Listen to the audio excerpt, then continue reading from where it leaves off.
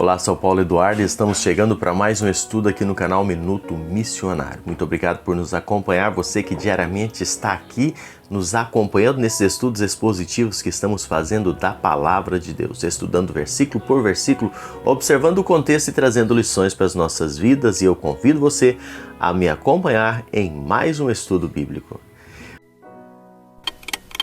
Muito bem, nós estamos no capítulo 2 aqui da carta que Paulo escreve aos Gálatas. Paulo está escrevendo essa carta com um objetivo muito claro, de apresentar a mensagem do Evangelho e confrontar aqueles judaizantes, para que a mensagem do Evangelho que Paulo anunciava estava mostrando que era baseada unicamente através da obra realizada na cruz do Calvário, que não era uma mensagem de salvação baseada em guardar costumes, tradições, mas era fundamentada única e exclusivamente pela obra da cruz. Aqueles judaizantes acusavam Paulo de seu ministério ser falso, não ter autoridade apostólica, para que Paulo estava pregando o evangelho que tirava aqueles costumes, e Paulo está dizendo da liberdade que os irmãos têm em Cristo. Paulo está dizendo que o evangelho é para todo aquele que crê, e é por isso que Paulo está aqui afirmando agora. Mais uma vez, no capítulo 2, Paulo diz que está indo para Jerusalém. Entre as viagens que Paulo fez para Jerusalém, e nós observamos aqui algumas dessas viagens que Paulo fez para Jerusalém. Paulo, ao todo, no seu ministério, depois da conversão, fez 5 viagens a Jerusalém. Nessa ocasião, Paulo está destacando uma viagem que ele fez, levando Tito e também Barnabé. E nós observamos a função de Tito e Barnabé era muito importante para testificar o Evangelho, para dizer que Barnabé, como um judeu, havia sido lavado e redimido pelo sangue de Cristo e caminhava com Tito, Tito sendo um gentio, que não submeteu ao rito da circuncisão, não estava submetido às tradições da lei, e ambos assim foram salvos e serviam a Deus. Este era o objetivo de Paulo nesta viagem. Tanto é que a menção a Tito, ela ocorre muitas vezes nos escritos de Paulo.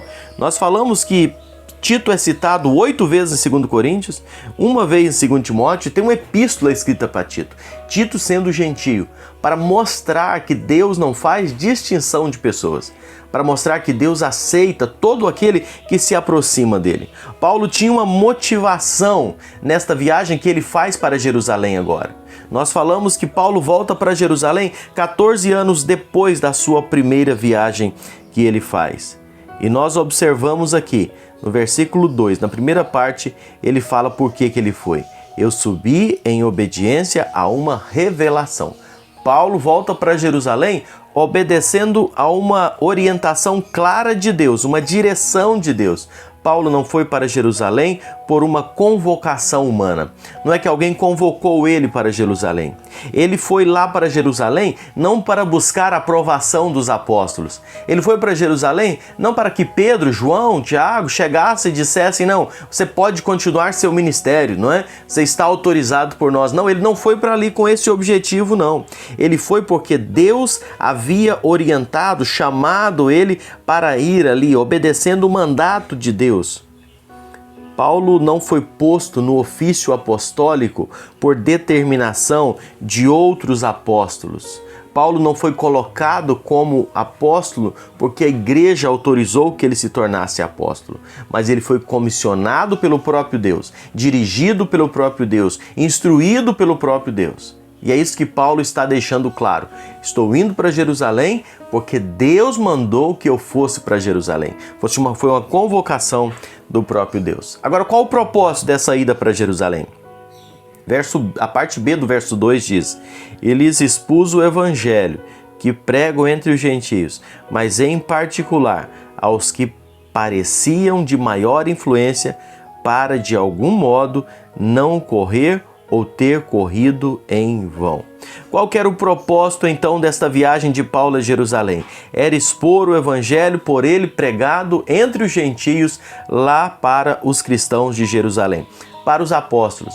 Era para mostrar para aqueles irmãos, dizer, olha, eu estou pregando entre os gentios e Deus está salvando pessoas entre os gentios, ou seja, Deus está salvando também não judeus. Paulo estava muito interessado que os crentes, os apóstolos, conhecessem o conteúdo da sua pregação, soubessem o que Deus está fazendo, soubessem o que Deus estava trabalhando.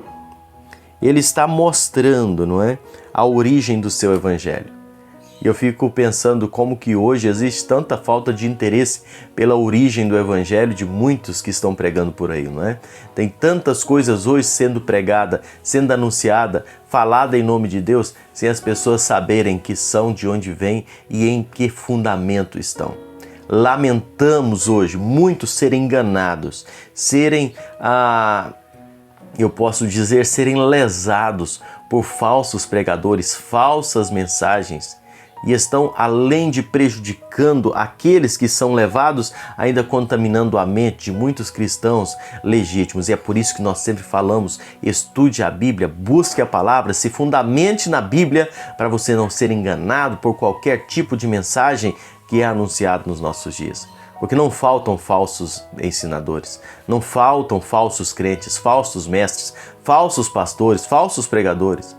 Nós precisamos nos fundamentar na Bíblia. E Paulo vai ali com aquela missão, não é? Mostrar realmente quem era, que evangelho estava anunciando, o que Deus estava fazendo. E era importante para que eles vissem que o evangelho que Paulo pregava entre os gentios também era um evangelho. Para que pudesse ser provado que Deus estava fazendo ali, para calar aqueles judaizantes que questionavam o ministério de Paulo. Porque se não houvesse esse entendimento, o que Paulo estava fazendo era perdido, não tinha valor. Se não houvesse esse entendimento, e Paulo vai ali então para que pudesse mostrar, para provar para todos que não havia nenhuma fenda, nenhuma rachadura entre os apóstolos de Jerusalém e o ministério que Paulo desenvolvia entre os gentios. Para mostrar que eles estavam andando de forma convergindo para o mesmo alvo, para o mesmo ponto, para a salvação dos perdidos. O objetivo de Paulo era esse. Os ministérios eram diferentes, mas o evangelho era o mesmo. A forma de agir, o lugar de pregar era diferente, mas a mensagem era a mesma. Os mensageiros tinham dons e campos diferentes, mas a mensagem era a mesma. E eu louvo a Deus por isso. Nós hoje, como igreja, temos pessoas que pregam em diversos lugares, diversas maneiras, em campos diferentes, mas a mensagem é a mesma. A mensagem do Evangelho não está localizada em um único lugar. Não tem uma pessoa que detém o poder da mensagem única e exclusiva do Evangelho. A mensagem está sendo proclamada em tantos lugares, maneiras diferentes, formas diferentes, mas a mensagem é a mesma, se é pautada na Bíblia e com exclusividade na obra redentora da cruz do Calvário. Esta é a mensagem única que deve ser anunciada. Um evangelho de salvação, não um evangelho por você praticar boas obras, não um evangelho por você guardar a lei, não um evangelho por você guardar um ou outro dia da semana, por você dar um valor, uma oferta.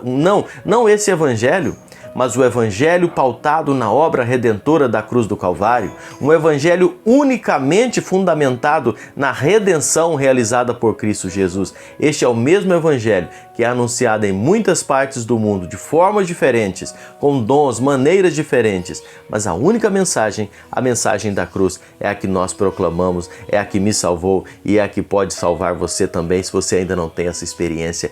Pensa nisso e que Deus te abençoe grandemente em nome de Jesus. E se você não é inscrito no canal, se inscreva, curta, comente, compartilhe esses estudos. Nós temos muita coisa a aprender ainda na carta que Paulo escreve aos Gálatas. Que Deus te abençoe. Espero você no nosso próximo encontro aqui no canal Minuto Missionário.